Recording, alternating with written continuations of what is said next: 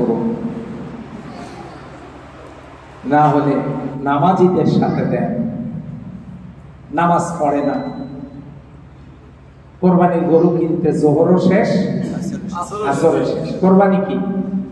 ওয়াজিব। নামাজ কি? দেখেছেন, ফরজ বাদ দিয়ে ওয়াজিব। কোরবানি দেয় অথচ নামাজ পড়ে না। এই জন্য আমরা যে কোরবানি দিব, হযরত ইব্রাহিম আলাইহিস সালাম দিয়েছিলেন।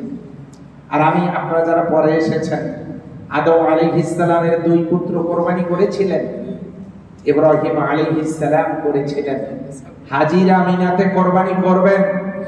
আমাদেরকেও, আমাদের যাদের, আমরা যারা সাহেবে মাল, নিসাব পরিমাণ মাল আমাদের আছে, যাদের উপর কোরবানি ওয়াজিব, তারা আমরা কোরবানি করব। এই কোরবানি, পশু কোরবানির আগে মনের পশুটাকে কোরবানি দিতে হবে। মনের পশু।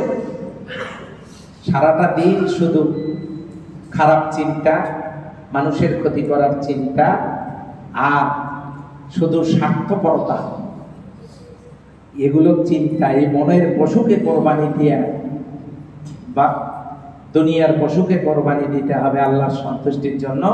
আল্লাহ আমাদের তৌফিক দান করুক বলে আমিন। আর কোরবানি দেওয়ার পয়সা যাতে হালাল হয়, এই হালাল পয়সা দিয়ে গরু কিনে কোরবানি দিতে হবে।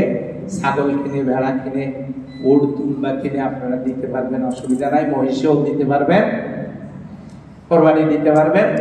সেই কোরবানির পশু কিনতে গিয়ে কিছু বিষয় আছে, কান কাটা, ল্যাংড়া খোড়া, চোখ নষ্ট, এগুলো আপনারা না দিয়ে একেবারে তরুতাজা, একটা মানে নিরোগ, রোগমুক্ত একটা পশু আপনারা ক্রয় করবেন, কোরবানি দেবেন।